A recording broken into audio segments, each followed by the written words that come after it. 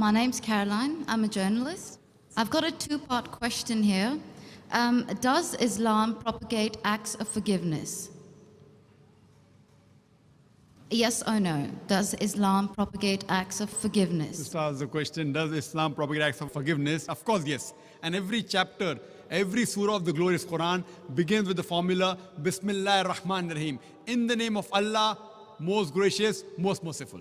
So why does it...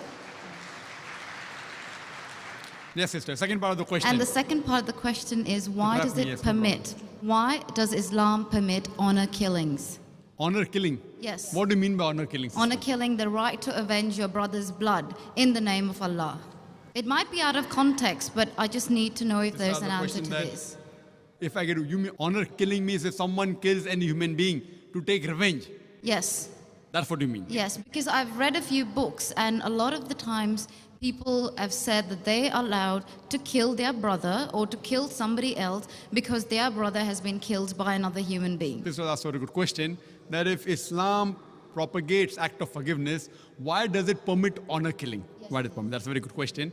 Sister, if you analyze this mission in the Quran, in Surah Baqarah, chapter number 2, verse number 178, the had penalty, the punishment of death, on the basis of qisas.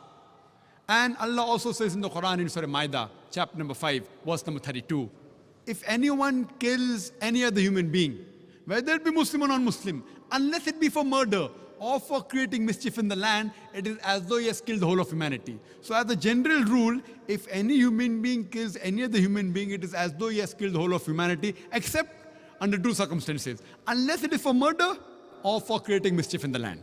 Now, there are two exceptions where Islam gives permission where you can kill any other human being. Number one is, if that person has committed murder, which comes in your scope of question, honor killing. Number two is if he is creating fasad, corruption in this land. Again, this is not compulsory. If someone kills someone, it's not compulsory he has to be killed. Islam also says that if the relatives of the person who has been killed, if they take blood money, if they forgive the killer, that person who has killed can be forgiven. But under normal circumstances, if he's killed someone and if I want death on that, because for death, again the punishment is death. Like as it's mentioned earlier in the early scriptures, even in the Bible, an eye for an eye and a tooth for a tooth, it keeps on continuing. Here what we realize, that suppose I know of a human being who's killing other people, innocent human being. If I don't kill him, he will keep on killing other human beings.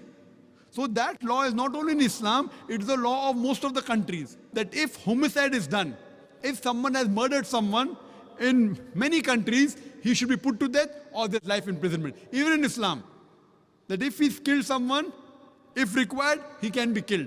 But the relatives of the person even can forgive the person, if they want. If they want, they can forgive the murderer. But if they want that he should be put to death, then he'll be put to death. And the second case where a person can be killed is if he's causing corruption in the land. For example, if someone is committing rape. Now rape is nothing but causing corruption in the land. So in this case, that person should be put to death. Because the sin is so heinous. It is such a big crime that there is no other punishment but death penalty. And I've asked this to many non-Muslims, that God forbid, if someone rapes your mother, and if you are made the judge, and if the rapist is brought in front of you, what punishment will you give him? And 100% of the non-Muslims, they told me that we will put him to death. Some went to the extreme of saying we will torture him to death. So why these double standards? You know, in America, which happens to be one of the most advanced countries in the world, according to the FBI statistics, in 1990, every day on average, 1,756 cases of rape took place. According to 1996 statistics, US Department of Justice, every day 2,713 cases of rape took place. 1990, 1,756.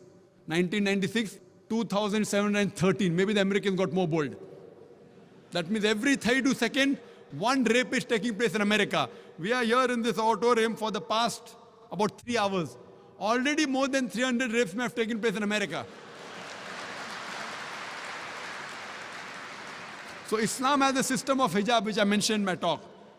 That when a man looks at a woman, he should lower the gaze. The woman should follow the Islamic hijab, which I mentioned earlier. After that, if any man commits rape, he gets capital punishment. Even the American law says that 7 years rigorous imprisonment for a rapist, but most of the time he's let free.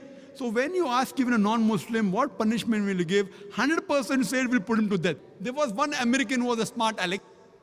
In America, he told me, Brother Zaaker, first I will give him 5 years rigorous imprisonment. I told him, do you know, according to the statistics of America, out of those that commit rape, after they imprison and after they're let free, more than 95% commit rape again. So if you want your daughter and your mother to be raped again, you're most welcome. I don't want that. So he said, if that's the case, in the first time itself, put him to death. So in such cases, where there's corruption of land like rape, etc., Islam gives permission, death penalty can even be given for that case. Hope that answers the question, sister. Yes.